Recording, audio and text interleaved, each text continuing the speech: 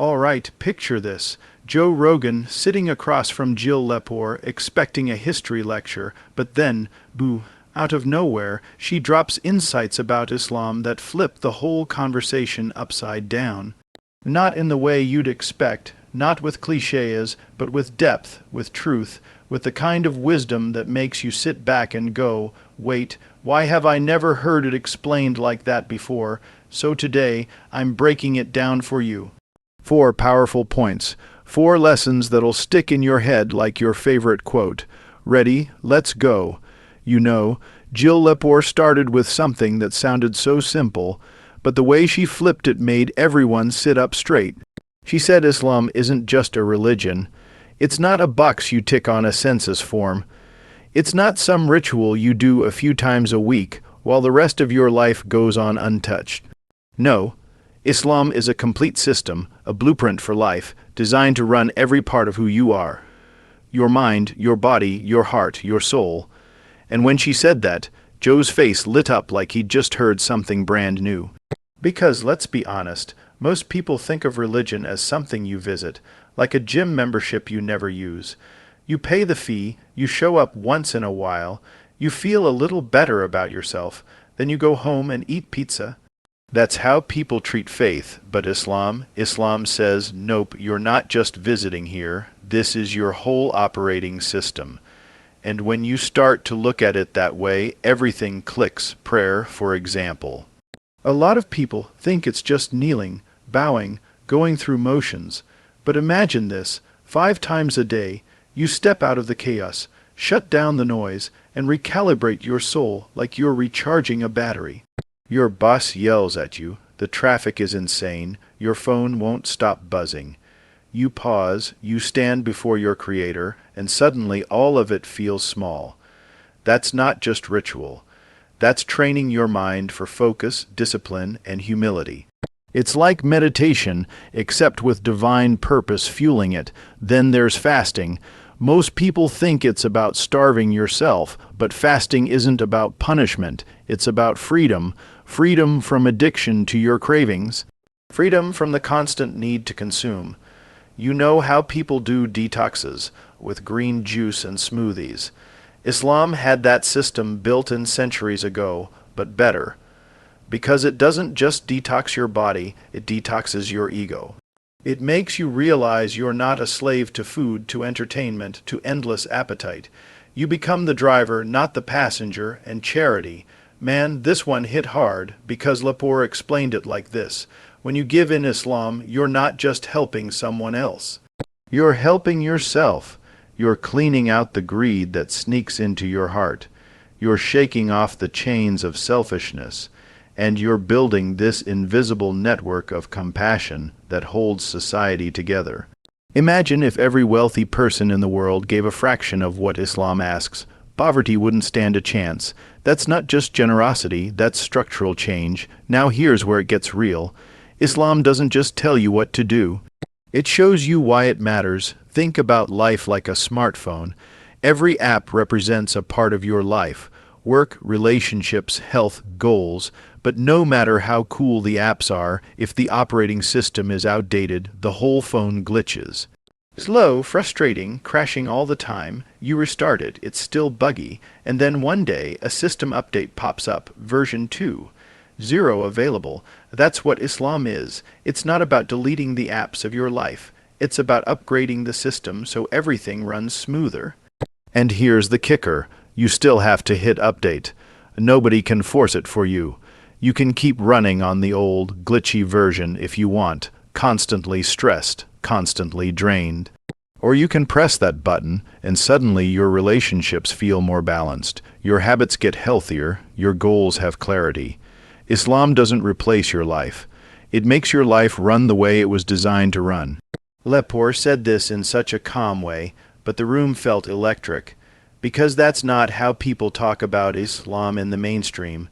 They talk about rules, restrictions, and heavy burdens. But what she was showing Joe was that every single act in Islam is like a tool, a hack, a shortcut to becoming the best version of yourself. It's not about chains, it's about wings. Now, imagine living life without that system. You're constantly chasing happiness in random directions.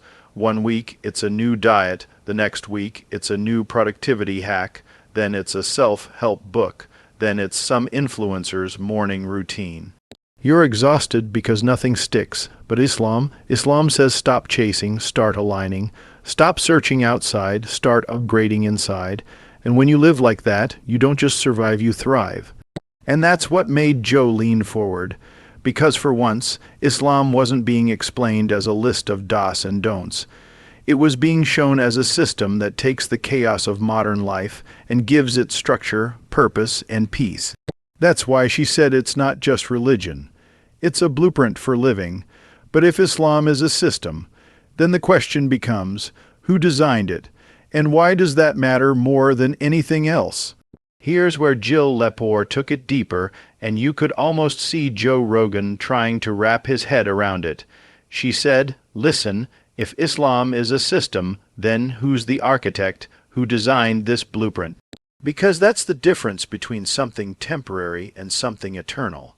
And the answer Islam gives isn't just, oh, there's a higher power, like some vague force floating out there. No, Islam calls that power Allah, a creator beyond limits, beyond partners, beyond imagination. Not a candle that flickers, but a sun that never burns out. And the moment you let that sink in, life suddenly looks completely different. Think about it this way. People put their trust in all kinds of things. Some trust money, stack up enough bills and you'll feel safe, right? Until inflation hits or your job disappears or your bank account empties faster than you filled it. Some trust people, relationships, mentors, celebrities. But people are human. They leave, they change, they fail you. Some even put their faith in themselves, like, I've got this, I'll handle it. But deep down, we all know there are moments when life punches so hard that self-confidence shatters like glass. So here's the question, why would you anchor your entire life to something that can break, fade, or vanish? That's like building a mansion on a sandcastle. It looks strong for a while until one wave comes in and wipes it out. Islam flips the script and says, don't tie yourself to temporary things, tie yourself to the eternal, to Allah, the Creator who has no weakness, no rival, no expiry date. That's not just comforting, it's empowering. And Lepore explained it in this way that Joe couldn't ignore. She said when Muslims say La ilaha illa Allah, there is no God but Allah, it's not just a slogan, it's a declaration of freedom, freedom from chasing endless idols. And don't picture idols as just stone statues from ancient times. Idols today wear different masks. Career can be an idol. Ego can be an idol. Likes and followers can be idols. We worship them without even realizing it, bowing our time, our energy, our sanity to them.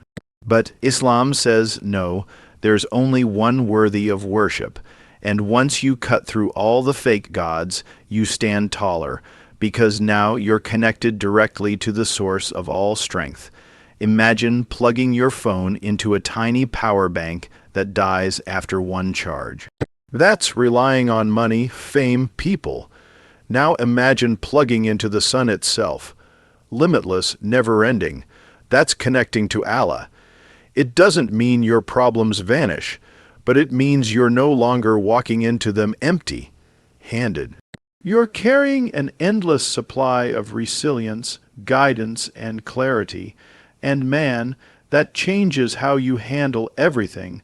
Let's be real, life throws curveballs, anxiety, heartbreak, financial stress, betrayal. Without faith, those things crush you. With faith in Allah, they refine you. Because you're no longer saying, why is this happening to me? You're saying, Allah has a plan and I trust it.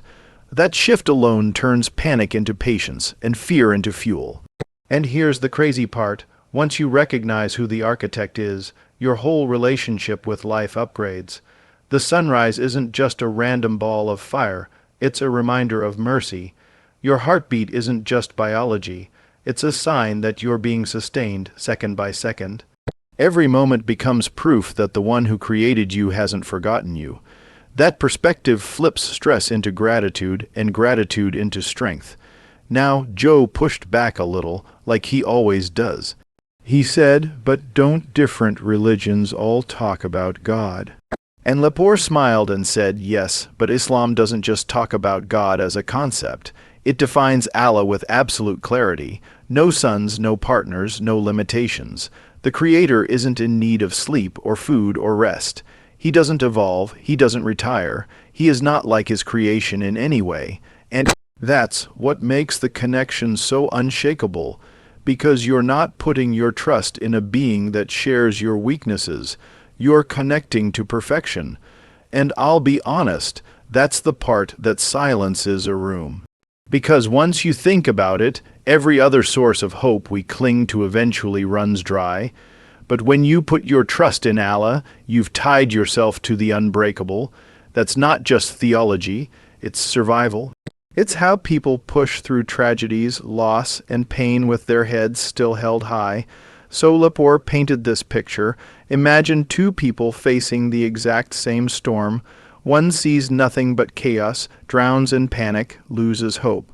The other sees the storm, but also sees the one who commands the winds and the waves. And suddenly, the storm doesn't look so big anymore. That's the power of knowing who the architect is. And that's when Joe leaned back, almost like he realized this wasn't just a history lesson. It was a challenge to rethink what we trust, what we worship, what we anchor our lives to. Because if the foundation isn't Allah, then it's sand. And sand doesn't last, but believing in the architect means nothing. If you don't understand your own role in the story, now here's where things get really personal, because Jill Lepore looked Joe Rogan in the eye and said something most people have never heard framed this way. You are not an accident. You're not some cosmic glitch, not a random speck of dust just floating in an endless universe with no purpose. Islam says you are Khalifa, a caretaker, a representative on earth, chosen for responsibility. And when you hear that, it either fires you up or it scares you. For Joe, it was both. Because think about what that means. It means your life isn't just about surviving until Friday, clocking in, clocking out, chasing the next paycheck or the next dopamine hit. No, you were built for something bigger. See, the modern world loves telling us we're small. You're just one person in a sea of billions. Your voice doesn't matter. Your life won't change anything. That narrative crushes people before they even start. But Islam flips that script and says, you matter. You were chosen. You were trusted with this earth. Imagine being told by the greatest coach in history that you're on the starting lineup of his championship team. You wouldn't shrug and say, cool, I'll sit this one out. You'd lace up, you'd grind, you'd play like it means something. That's the energy Islam demands, and Lepore broke it down in a way Joe could relate to. She said, think about a fighter stepping into the octagon. He knows the stakes, he knows the pain coming his way, but he also knows he's not there by accident. He trained for this moment. Every drop of sweat in the gym, every early morning, every bruise had a purpose. That's why he fights with conviction. Life is the same. Every challenge, every loss, every curveball, it's training. You're not here to waste time. You're here because you've got a role only you can play. Now here's the punch. If you really believe you're chosen, procrastination feels like betrayal. Wasting your potential feels like theft. You wouldn't throw away a winning lottery ticket, so why throw away the chance to fulfill the role you were designed for? Lepore explained it like this. When the Quran calls humans caretakers, it's a reminder that the world isn't just a playground. It's a trust. The resources, the relationships, the opportunities. You don't own them.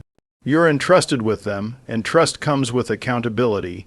Joe leaned in at this part because accountability is his thing. He talks about it with fighters, with entrepreneurs, with anyone chasing greatness.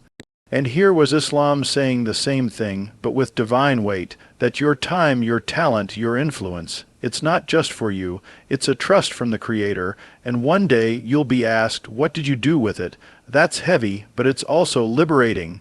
Because it means your life matters, even the small moments matter. A smile to a stranger, helping your neighbor, standing up for truth when it's hard. All of it counts, and that's when it hit him. Most people wander through life asking, what's the point? Islam answers that with clarity. The point is responsibility, purpose, impact. You are here because you were meant to be here. You were chosen to step into the arena of life and play your role, and that shifts everything. Suddenly, waking up isn't just routine, it's mission. Eating, working, studying, raising kids. All of it becomes part of fulfilling your role as caretaker. Nothing is wasted, but here's the other side. With purpose comes pressure, because if you're chosen, that means excuses don't cut it anymore. You can't say, I'm too small, I'm too weak, I don't matter. No, you matter by design, and yes, it's scary. Because responsibility always is, but what's scarier, living with purpose or dying without one?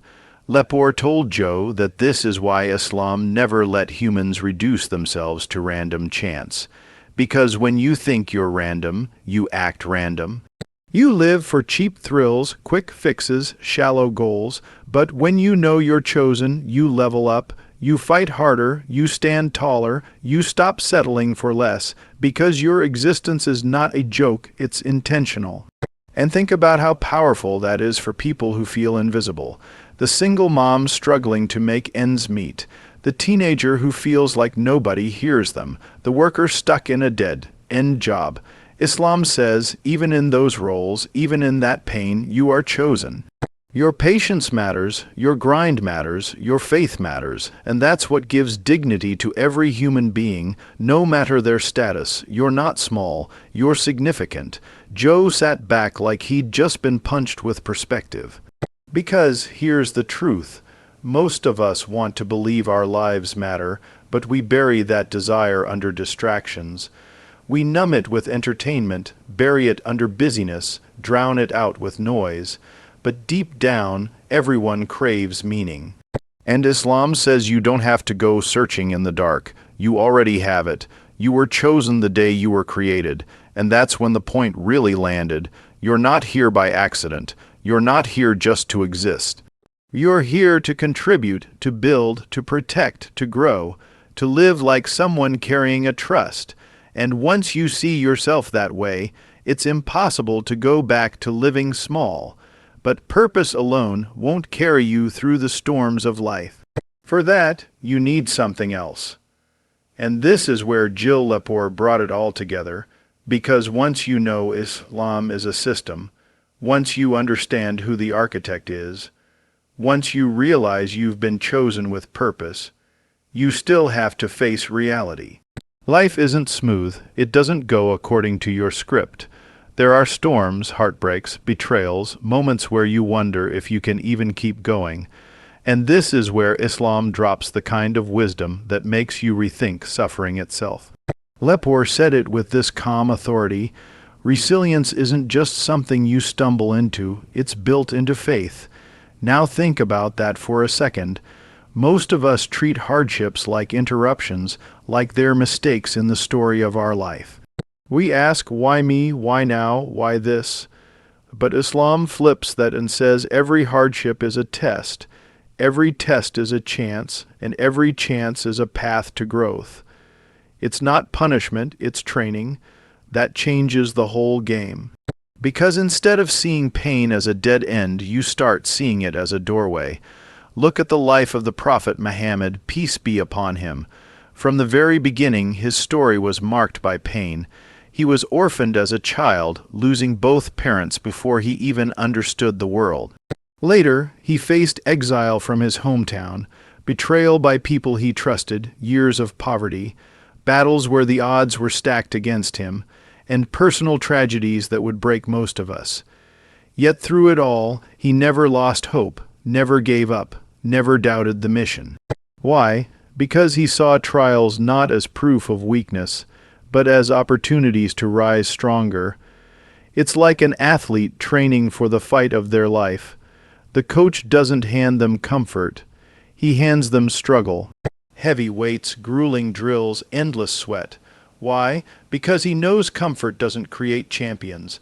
Struggle does, and that's exactly how Islam frames our challenges. Allah doesn't put you through hardship to crush you, but to build you. To strip away the weakness, to sharpen your patience, to deepen your faith. And here's the beauty of it. No pain is wasted.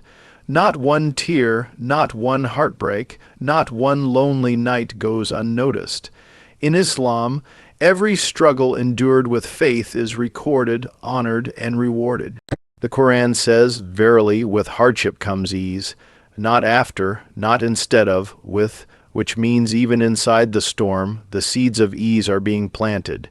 You might not see them right away, but they're there, waiting to bloom. That kind of mindset gives you a resilience no motivational poster could ever provide. Lepore told Joe, this is why Muslims can lose everything and still stand tall, because they believe every setback has meaning, every wound has wisdom behind it. And when you see life that way, you stop asking why me, and start asking what can I learn, how can I grow, what does Allah want me to see here? That shift is the difference between breaking down and breaking through. And think about it, some of the strongest people you've ever met are the ones who have suffered the most, not because the pain made them bitter, but because it made them better. They've been through the fire and they came out gold. That's what faith does. It gives you the lens to see fire not as destruction, but as purification. But here's the part that shook Joe Lepore, explained that resilience in Islam isn't just about surviving your own battles. It's about helping others survive theirs, because when you've been tested and you've grown, you're now equipped to guide, to comfort, to lift others who are walking through their storms. That's why the Prophet said the believers are like one body. When one part hurts, the whole body feels it. Resilience isn't selfish, it's contagious, and this is what makes Islam so practical. It doesn't promise you a life without pain. It promises you that your pain won't be meaningless. It doesn't say you'll never fall. It says when you fall, there's purpose in the fall and strength in getting back up. That's why faith isn't just belief, it's fuel. It keeps you moving when logic says stop, when the world says quit, when your heart says you can't take any more. Faith whispers one more step, just one more. And here's the kicker. Sometimes the very thing you thought would break you becomes the thing that builds you into someone unstoppable. Losing that job might be what pushes you toward a dream you never considered. That heartbreak might teach you love in its purest form. That failure might carve humility into you so deep that success later won't poison your soul. Resilience is not bouncing back to who you were before. It's becoming someone stronger than you ever were. Joe sat there, silent for a moment, and you could tell he felt the weight of it. Because resilience is the one thing everybody needs, no matter who they are. Fighters, entrepreneurs, parents, kids, everybody. And here was Islam saying, we've got the blueprint for it. It's not random, it's not luck. It's built into faith itself. And that's why Lepore's take hit so hard, because she showed that Islam isn't about escaping life's storms. It's about learning how to sail through them. With faith as your anchor, with patience as your sail, with resilience as your compass, you don't just survive the storm. You come out stronger, clearer, more alive, and that, my friends, is why Jill Lepore's explanation shook Joe Rogan, because it wasn't abstract history. It was real life fuel.